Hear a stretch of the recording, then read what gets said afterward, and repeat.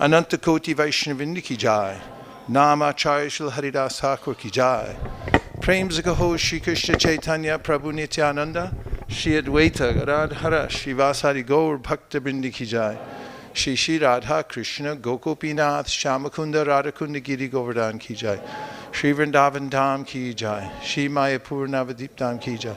Shri Jagannath Puri Dham ki jai. Tulsi Devi Bhakti Devi ki jai. Jamuna Devi Ganga Devi ki jai. Shri Advaita Acharya ki jai. All glories to the assembled devotees. All glories to the assembled devotees. All glories to the assembled devotees. Gaur Premanande Haribo. Om Namo Bhagavate Vasudevaya. Om Namo Bhagavate Vasudevaya. Om Namo Bhagavate Vasudevaya. Narayanam Namaskritya Naram Chaiva Narottamam Devim Sarasatim Vyasam Tato Jayam Udhiraye. Today I'm going to read from the Sri Chaitanya Charitamrita, a verse about Advaita Acharya, and it is the Adi Leela, chapter number 13, text number 68. No, it's 67. 1367.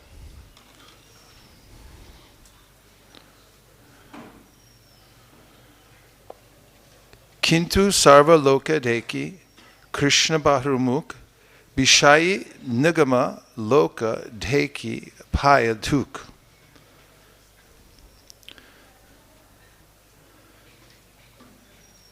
But Sri Advaita Acharya Prabhu felt pained to see all the people without Krishna consciousness simply merging in material enjoyment. Purport: a bona fide devotee of Lord Krishna is always pained to see the fallen condition of the whole world. Srila Bhaktisiddhanta Saraswati Thakur used to say, "There is no scarcity of anything within this world. The only scarcity is of Krishna consciousness." That is the vision of all pure devotees. Because of this lack of Krishna consciousness in human society, people are suffering terribly, being merged in an ocean of nations and sense gratification. A devotee onlooker is very much aggrieved to see such a situation in the world. The translation again. But Sri Advaita Acharya felt pained to see all the people without Krishna consciousness simply merging in material sense and enjoyment. Om Jnana Timirandasya Jnananjana Shalakaya Chakshurun Militam Dena Tasmai Shri Gurave Namaha. Shri Chaitanya Manobhishtam Stapitam Yena Bhutale Swayam Rupa Kadahmayam Dadati Swapadantikam. Vandeham Sri Guru Sri Uta Parakamalam Sri Gurun Vaishnavamscha Sri Rupam Sagrajatam Sahagana Raghunatam Vitam Tam Sajivam Sadvetam Sadvadhutam Parijana Sahitam Krishna Chaitanya Devam Shri Radha Krishna Padan Sahagana Lalita Shri Vishakan Vitamscha Nama Om Vishnu Padaya Krishna Preshtaya Bhutale Sri Mate Bhakti Vedanta Swami Niti Namine Namaste Saraswate Deve Gauravani Pracharine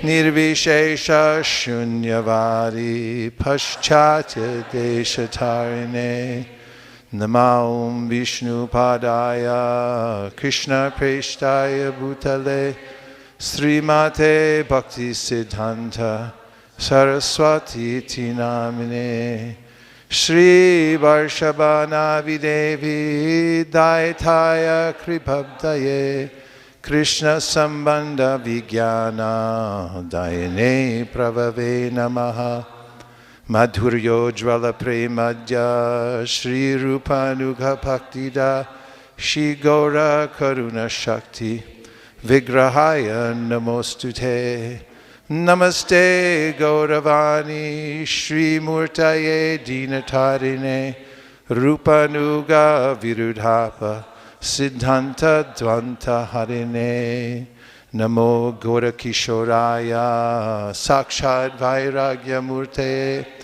Vipralamba Rasambode Padambu Jayate Namaha Namo Bhakti Vinodaya Sakchirananda Namine Gaura Shakti Swarupaya Rupanuga Varayate Gaura Virvava Bhomestvam Nirdesa Sajjana Priya Vaishnava Sarvabhauma Shri Jagannathayate Namaha Vancha Kalpa Tarubhyascha Kripa Sindhubhya Evacha Patitanam Pavanebhyo Vaishnavebhyo Namo Namaha Namo Mahavaranyaya Krishna Prema Pradayate Krishnaya Krishna Chaitanya Namne Gaura Tvishe Namaha Panchatattvatmakam Krishnam Bhakta Rupa Swarupakam Bhaktavataram Bhaktakyam Namami Bhakta Shaktikam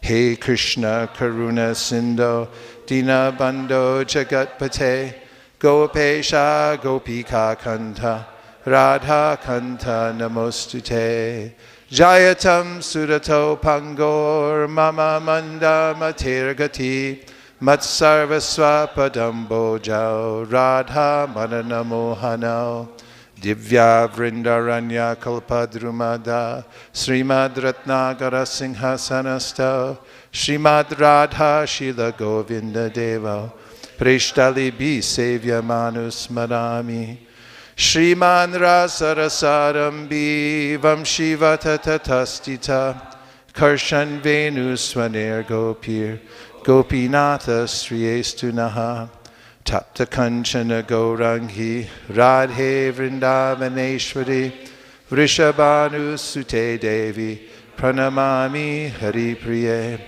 Vrindayai Tulsi Devyai Priyayai Keshavasya Cha Vishnu Bhakti Pradi Devi Satyavachai Namo Namaha Shri Nishinga Jai Nishinga Jai Jai Nishinga Prahlada Desha Jaya Padma Mukha Padma Bringa Yada Yada Hi Dharmasya Glanir Bhavati Bharata Abhutanam Adharmasya Tadatmanam Srajamyaham Paritranaya Sadhunam Vinashaya Chaduskritam Dharma Samstapanartaya Sambhavami Yuge Yuge Manmana Bhava Madbhakto Madhyaji Mam Namaskaru Mami Vaishasi Yuktvaivam Atmanam Aparayanaha Sarvadharman Parityaja Mamekam Sharanam Braja Ham Tvam Sarva Papebhyo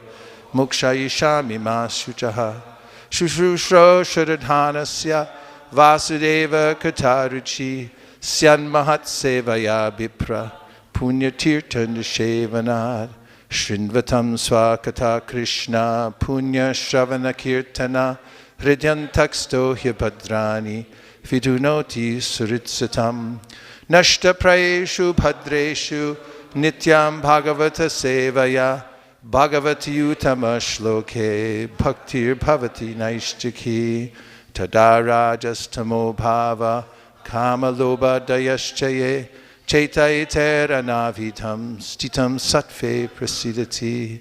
Evam prasanna manaso bhagavad bhakti yogataha bhagavat tattva vijnanam mukta sangasya jayate. Vidyate hridaya grantish chijante sarva samshaya shiyante chasya karmani dishtaevat manishvare. Jaya Shri Krishna Chaitanya Prabhu Nityananda Shri Advaita Gadadhara Shivasari Gaura Bhaktavrinda.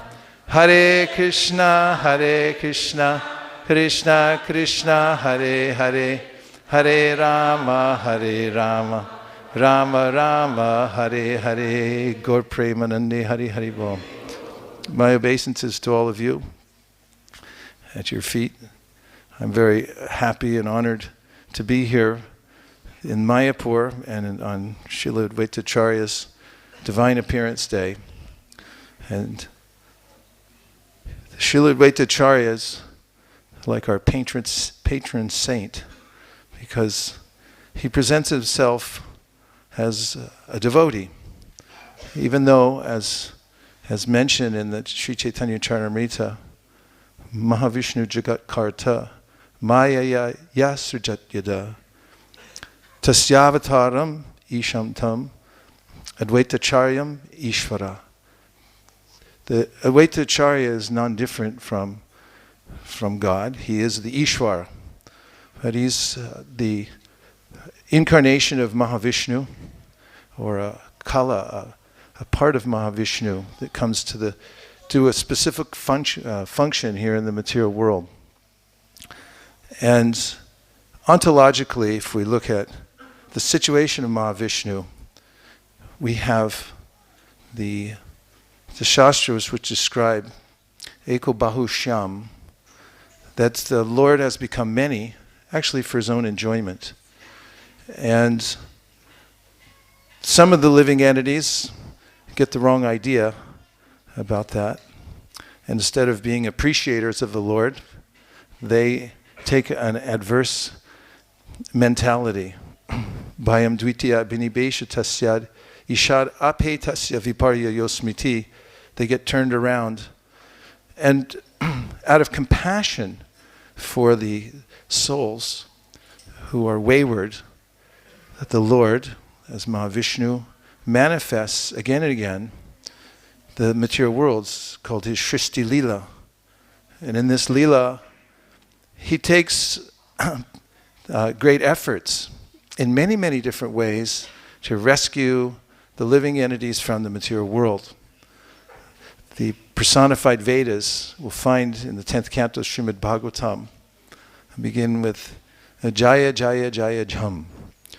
That they're glorifying the Lord as they're singing to awaken him.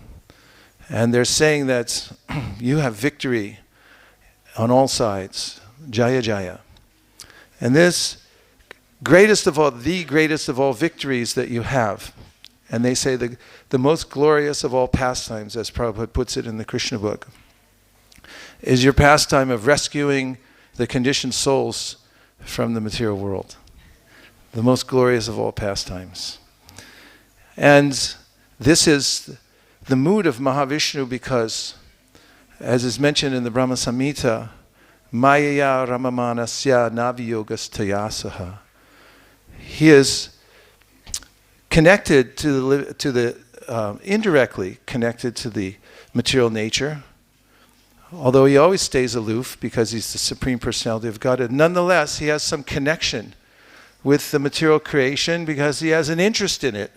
And the interest in it is to save the conditioned soul, so therefore he puts his glance upon the material energy, thus giving the souls another chance through impregnating them in the material nature to cultivate devotional service. That's why in the second verse mentioned by Kaviraj Goswami, composed by him in the Mangalacharana, the Chaitanya Charitamrita, is described Advaitam Harina Advaitad Acharyam Bhakti Shamshanat. So, Bhaktavataram Isham Tam Advaita Acharya Ashrayam. The second verse describes the mood of Advaita Acharya. First of all, Advaita He's one in interest with the Supreme Personality of Godhead. Harina Advaita, no difference between him and Hari. He and Hari. He is Vishnu Tattva, but he has a special function when it comes, as we heard from the first verse I recited, from the Chaitanya Charitamrita, with overseeing the material world as Jagadishvara.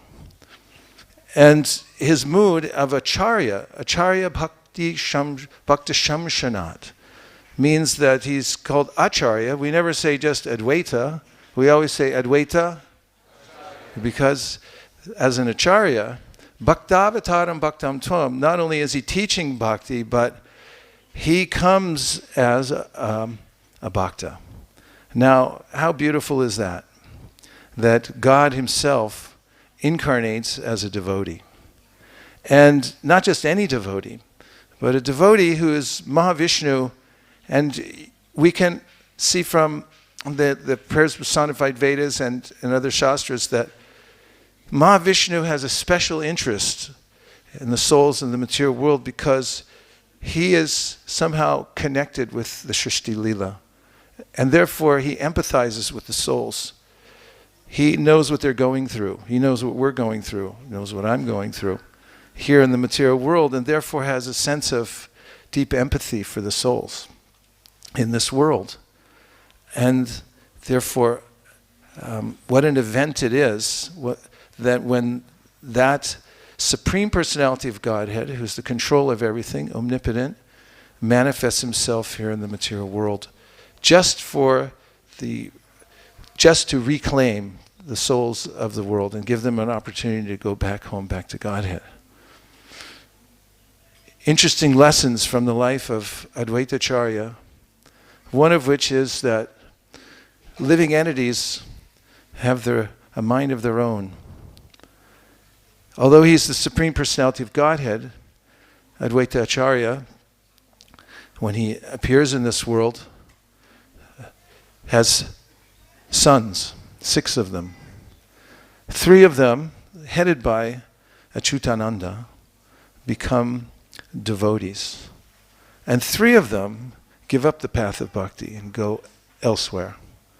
And they're summarily rejected by Advaita Acharya.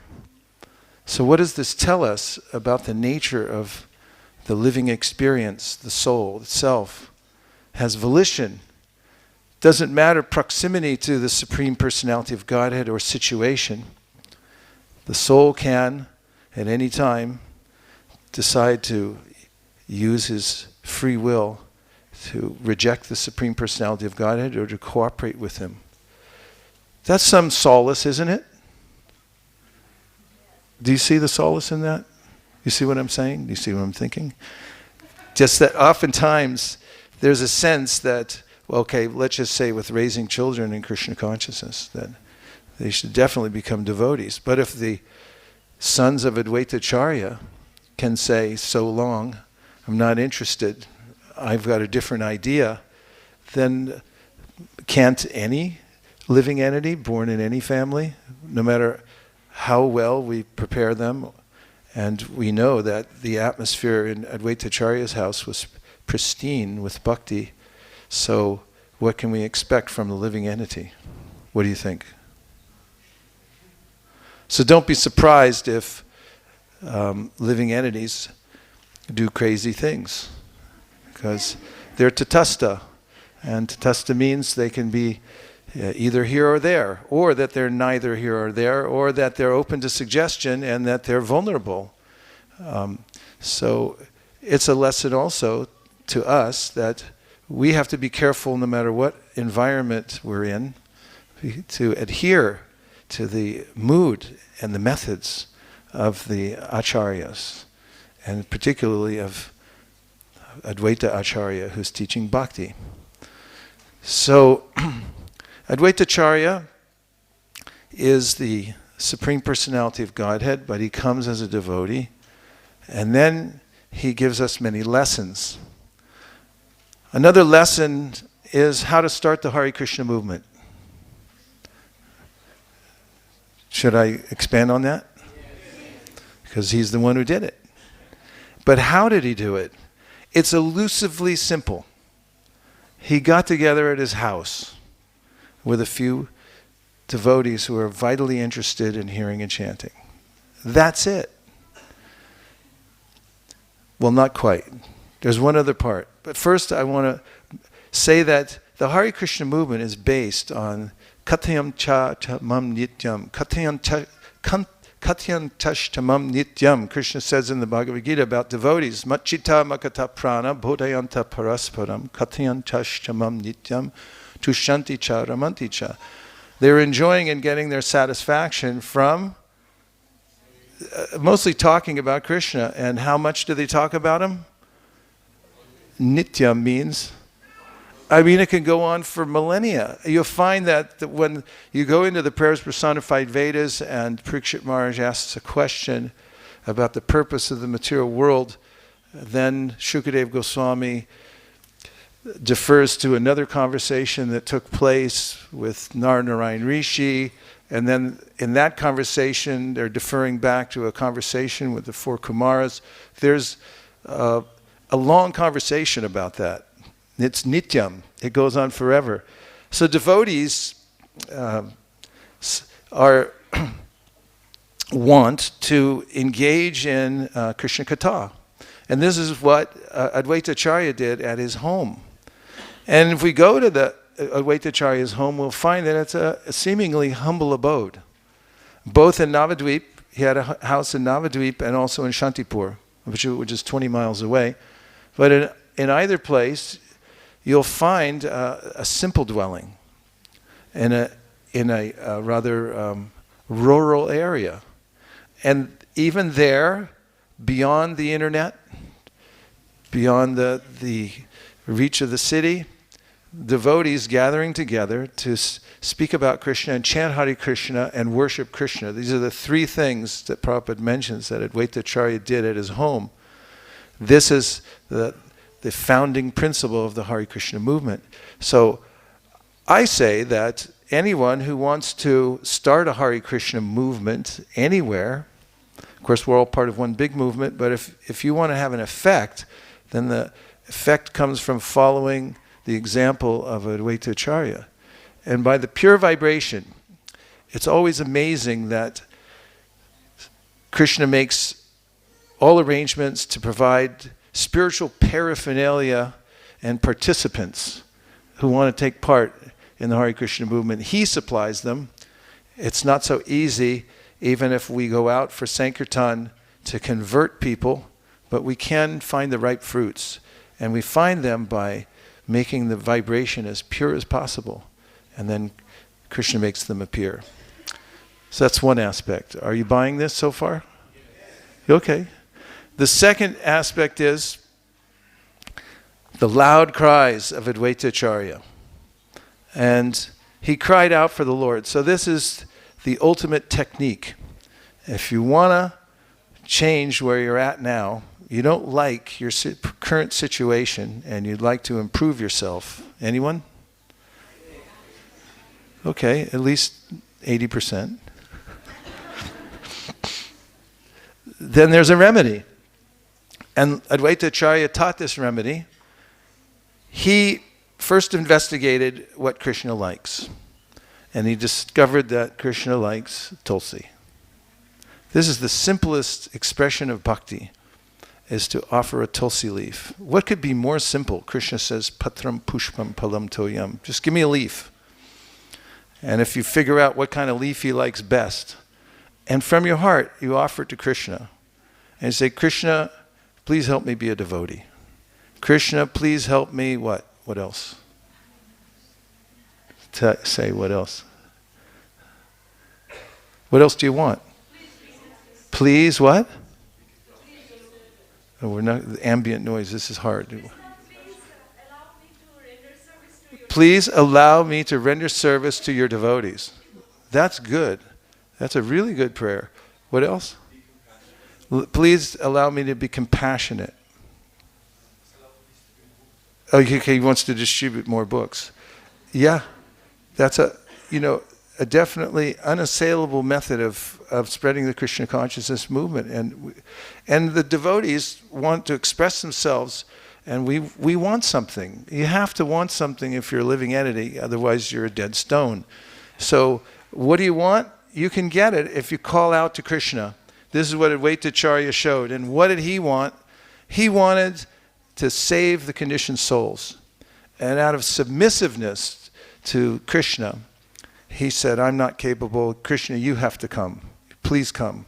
Now, Krishna was already thinking about coming, according to the Chaitanya Charitamrita, Anarpita charim chirat karuna yavatirna kalau.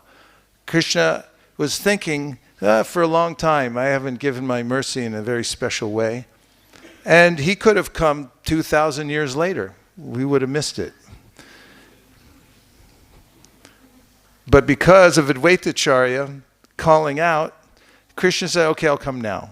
And he confirms this in the Chaitanya Bhagavat. He says, Nara, he called Advaita Acharya Nara. I heard your loud cries, you woke me up. I came here by your request. And so this is effective because, as Prabhupada mentions in the Bhagavad Gita, Krishna is responsive. This is the biggest news in the universe. Samaham sarvabhuteshu nami dveshu stinapriya ye bhajanti tumam bhaktya maite teshu chapyaham. Krishna remains neutral until we express ourselves and say, I really want you and I really need your help. And if we can call out like Advaita Acharya with sincere desire to be engaged in Krishna's service, to be saved from the embarrassment of being overwhelmed by the material senses and mind, and being counted amongst the multitude of ordinary living entities who are simply going along with the boring material creation, then Krishna will respond immediately.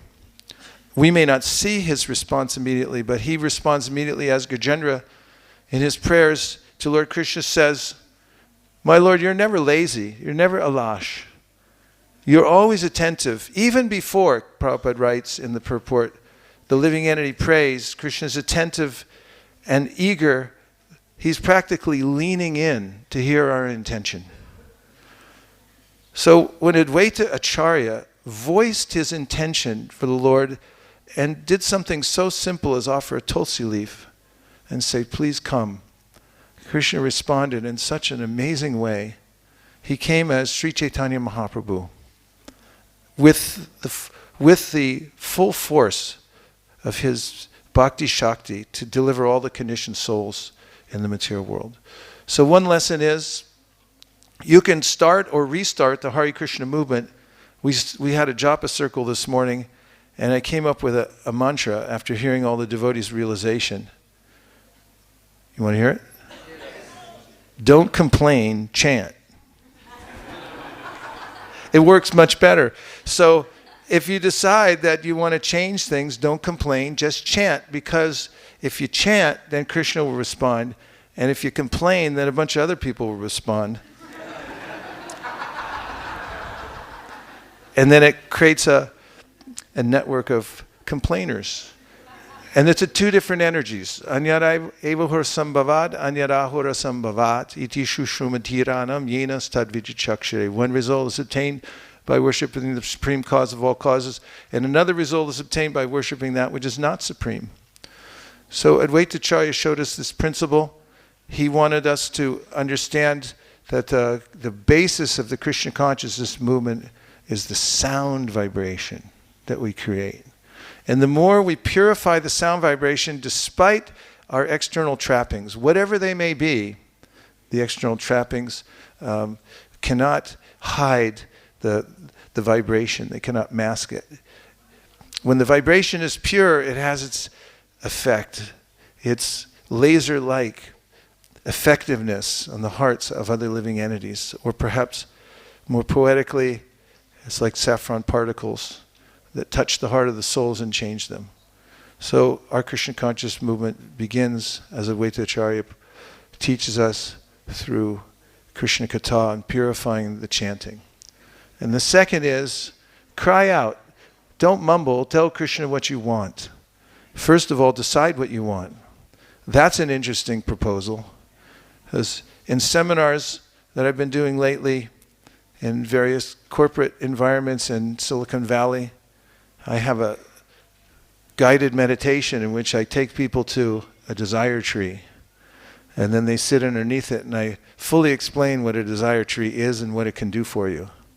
So now they're sitting under the desire tree, everyone's got their eyes closed, and I say, so now, what do you want?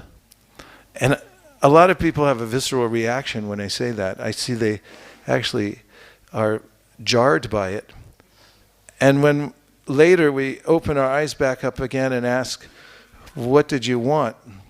People said, I have no idea. Which is why you're getting what you get. So it's important to know what we want and why we want it, and then to express it through the loud cries of Advaita Acharya offering the Tulsi leaf. Krishna appeared. So these are 2 lessons. And now before I go into a couple more, I'll just take a few reflections to amplify anything that, any of the principal concepts. And we have a floating microphone. You were talking about the importance of crying out to Krishna for what we want. What is the best thing that we could want? Well, Prahlad Maharaj, when he was really pressed by Lord Nrsingadev, who said, now you take a benediction. He said, I don't want anything, I'm not a vanik. I'm not a mercantile person, I didn't do this for a deal. And therefore I don't want anything. You're my master, I'm your servant, so let's just leave it at that. And Lord Nrsingadev said, no, I'm Bhagavan, I give benedictions, you take. Prahlad, after resisting for some time, then said, please, would you deliver my father, the one who had just tried to poison him? And Lord Nrsingadev said, that's already done. I saved him because you're his son. And not only that, I'll save all your relatives. So then Prahlad said, if you desire to give me any benediction, then please make it so that within the core of my heart there is no material desire. Prithu Maharaj gives a prayer. He said, like a father, my Lord, you know what's good for me. I don't know what's good, so you please do whatever you think is best. That sounds risky. But these kinds of prayers will stimulate one's life. In fact, Prabhupada said there's a replacement for all the sinful activities like gambling. He said the replacement is to surrender to Krishna. How better to do that than to express it in words? Do I dare utter the words, Krishna, do as you wish with me, engage me as you like. We can take from all the great acharyas and distill the sentiments from their songs and from the verses, and we can emulate those. And even if we're not in complete harmony with them, as we say them, we'll start to develop that feeling. Okay, a couple more reflections. Prabhu. I like the point you mentioned about how Mahavishnu is intimately connected with the Srishti Leela and that he feels for our struggles. And I was thinking how in the secular world, a lot of people have resistance to religion because they view God as someone on the absolute platform who tells what's right and wrong. And sometimes what we like is someone to empathize with us and to hear and understand. So I thought it was interesting how yes, God takes that position. And what better empathy and a better way to express it than coming as one of us, coming as a devotee, and apparently living an ordinary life in a town, and then showing by example how to actually worship the Supreme Personality of Godhead, and moving amongst the ordinary people, giving them association. That's what Advaita Acharya does. A couple more reflections. That means anything you heard so far that you want to reflect back. Hare Krishna. You Hare mentioned that it is very important that we decide what we want. So I wanted to share one experience of my own life. Before I came to Krishna consciousness, I was an atheist. I didn't believe in God because I lost my mother at the age of 12 and I lost all the hope. I didn't understand how God is merciful when I needed my mother so much. At that time, He took it. So in 2013, when I went to one place for college excursion, I went to a temple of Buddha. I didn't want to enter into the temple, but my professor wanted me to come inside because she thought that it will not be safe for me to stay outside alone. So I entered into the temple and I saw a big deity of Buddha, and I really couldn't stand. I bowed down to him and I prayed to him that if you are real, please show me. I want to see the reality. I don't want a relationship with God just for asking something. So if you are real, please show me. And in 2014, I met devotees, and the devotee was saying that God, Sri Krishna, he is the Supreme Personality of Godhead, and he spoke himself in Bhagavad Gita. So what can be the better way to know him, about him, when he is speaking about himself? I just wanted to say. Thank you very much. Nice imagery and testimonial. Hare Krishna. One more. Yes. Coming straight back. Just pass it.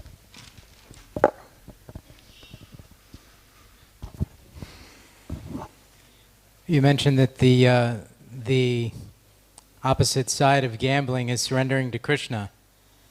So it made me think that actually we see so many different devotees and they all get different types of mercy. So even the gopis, they're the most surrendered, but Krishna leaves and then they don't get to see him for so many years. So all this material gambling, it's kind of amateur hour. The biggest gamble is surrendering to Krishna because you never know what you're going to get. Right? Yeah. Of course, Krishna is reciprocating equally with everyone, but because we can't see, we're not supposed to try to understand the minds of this pure devotees, so we can't understand what's going on for them and why Krishna is reciprocating in every individual way. But from our vision, we look at it and go, wow, if I surrender to Krishna, maybe I'll get the Sudama benediction and I'll live in a palace, or maybe I'll get the Gopi benediction and Krishna will disappear and I'll never see him again, or anywhere in between. So it's like the transcendental mirror image of gambling is surrendering to Krishna. If you like gambling, it's the best gamble, isn't it? Yeah, thank you for reflecting that. Okay. Just in thinking a little more deeply about the topic of observing how Krishna responds to somebody surrendering and makes a particular situation. For instance, Sudama was, as Vaisesika Chakravarti Thakur mentions at the end of the story in his commentary, Sudama was attached to renunciation. He liked living like that, and Krishna therefore gave him the opposite, to show a different kind of surrender. It's not random, and this is something mentioned in 10.14.8. Tate anukampam susamikshmano bhunjana evatmak kritam vipakam ridvagvapurvir vidiram namaste jiveta yomukti pade sadaya bhak. In the commentary, Vaisesika Chakravarti Thakur says that okay, so when one surrenders to the Supreme Personality of Godhead, one's sinful reactions are eradicated. This Aparabdha palam papam kutam bijam balon mukham kraminaiva priliante Vishnu bhakti ratatmanam. So many evidences are given in the Bhakti Rasamrita Sindhu and in the Bhagavatam, 6th canto, and elsewhere, that the sinful activities of a living entity are abolished by surrendering to Krishna, or even saying Hare Krishna. So, with the right mood. So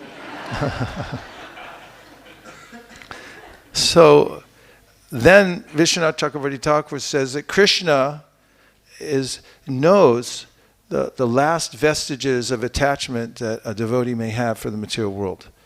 You know, like if you burn a piece of toast or papadum in the kitchen.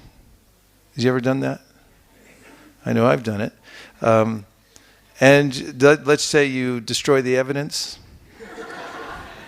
And somebody will come home and say, hey, what happened? Who burned the toast? There's a residual.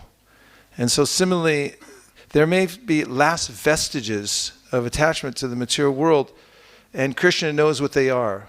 Nobody else does. That's one of the reasons we're so intimate with Krishna.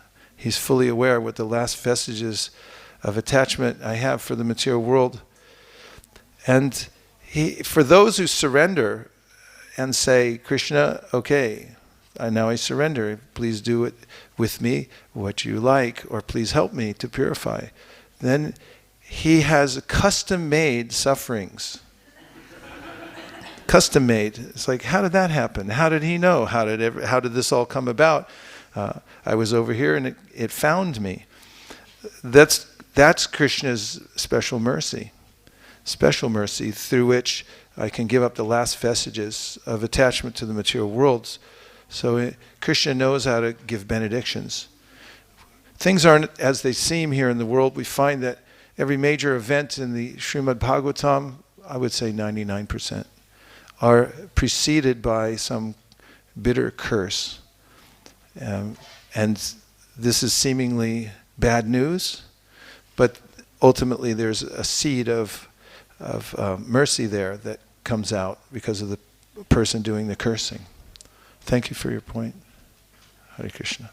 So a couple more lessons from Srila Advaita Acharya. Regarding my point of his being our patron saint, and understanding the actual means of deliverance from this world, Advaita Acharya gave the pure nectar of chanting Hare Krishna as the panacea. And what's more, he fully understood, obviously, the effectiveness of the process of bhakti, especially through chanting Hare Krishna. How is that?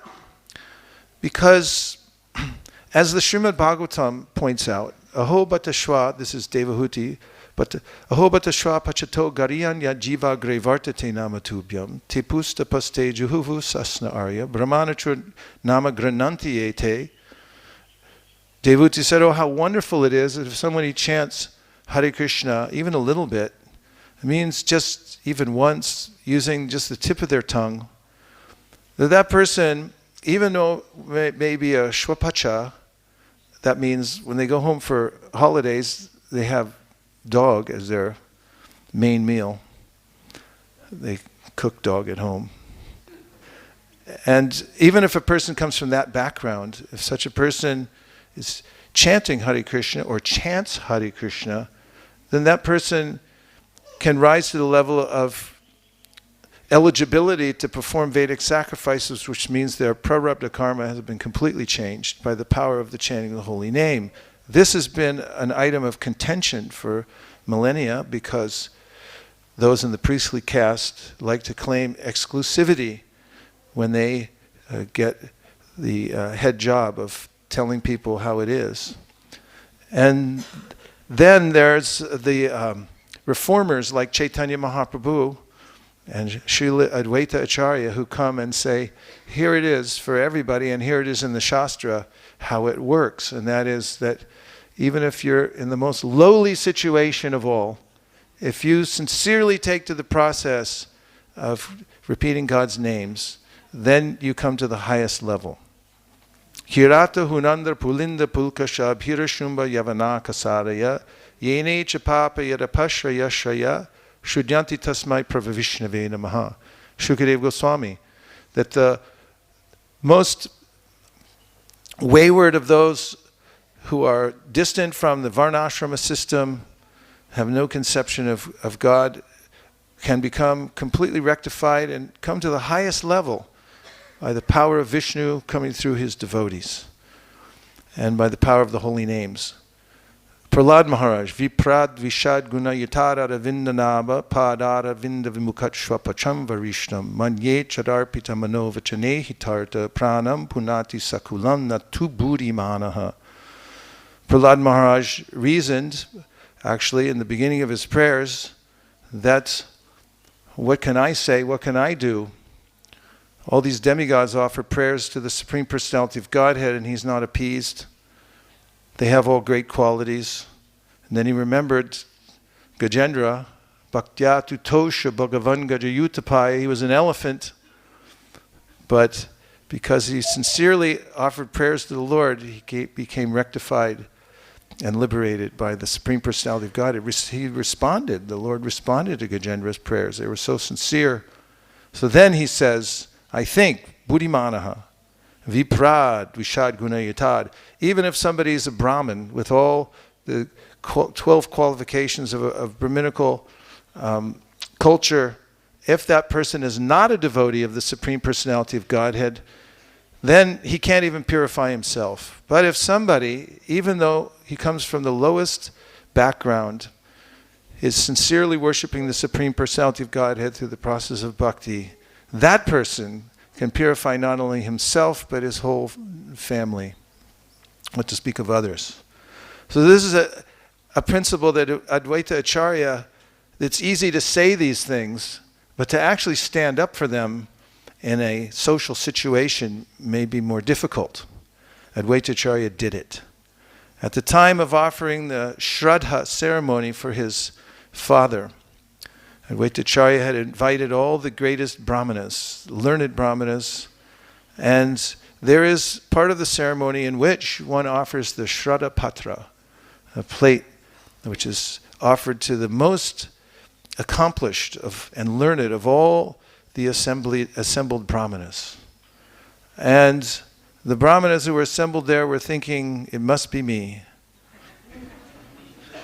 But then when the time came to offer the seat and the patra, Advaita Acharya went outside and beckoned to Haridas Thakur, who did not come inside because he was so humble. He thought, I'm not worthy of being in this assembly. And when coaxed inside, Advaita Acharya gave him the seat of esteem in front of all these learned people. Many of them walked out. And this is a demonstration of the principle. The Hare Krishna movement works. It's meant for everybody. And it doesn't matter what background one comes from. The point is, as Bhaktivinoda Thakur says, it is inherent within every living entity to rise in due course of time. And if one has good association and the right process and follows it, then one can come to the topmost level of devotional service. There's a misconception often that I'm permanently unqualified. That's illegal. It's illegal and it's wrong because every living entity is the same. It's a part and parcel of Krishna. And therefore, through the potency of the chanting of the Hare Krishna Maha Mantra and hearing Srimad Bhagavatam and distributing to the world as Chaitanya Mahaprabhu did and as Advaita Acharya did, one can come to the topmost position of devotional service. What do you think? So about 1/4 of you agree. Oh, all right. Okay, so a couple more reflections or a question that will help us to come to a deeper understanding of the glories of Advaita Acharya. Prabhu, with the beautiful tilak and the hat. Keep your hand up. Thank you. Hare Krishna. Thank you very much, Prabhu. You were telling about the Advaita Acharya's sons, 3 of them like deviated. So the proximity to the Supreme Personality of Godhead is not the main thing. So the free will can be misused any time. So I wanted to ask that how we ordinary living entities can use our free will properly, always. One point is to be careful of entitlement and justification. These are two ways in which it's easy by degrees or suddenly to leave the association of devotees through justification or a feeling of entitlement. It's better to take up the principle of akinchana. And if you're going to get a tattoo, which I don't necessarily recommend, I would put that one, akinchana. Be akinchana means that I don't have anything, I'm nothing.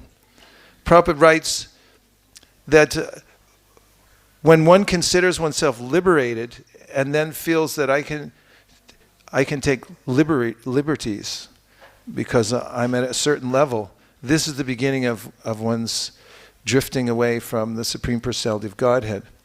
Consider that I'm not entitled and I don't have anything. I don't have any qualification. And this is the hallmark of the great devotees. In fact, it's one of the symptoms of bhava mentioned by Chaitanya Mahaprabhu in his list of 9 that he gives to Sanatana Goswami. And it's also elaborated upon in the Brihat Bhagavatamrita, that those who are advancing in prema, coming closer to prema, are also advancing in dainya, which means utter humility. So the old and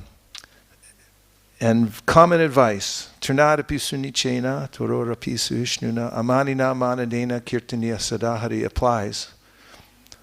Radhikar Prabhu made a brilliant point about how it's easier to give respect to others than it is to not take respect in return. I mean, I can dole out a lot of respect, but then I'm thinking, yeah, so when are you going to give it back?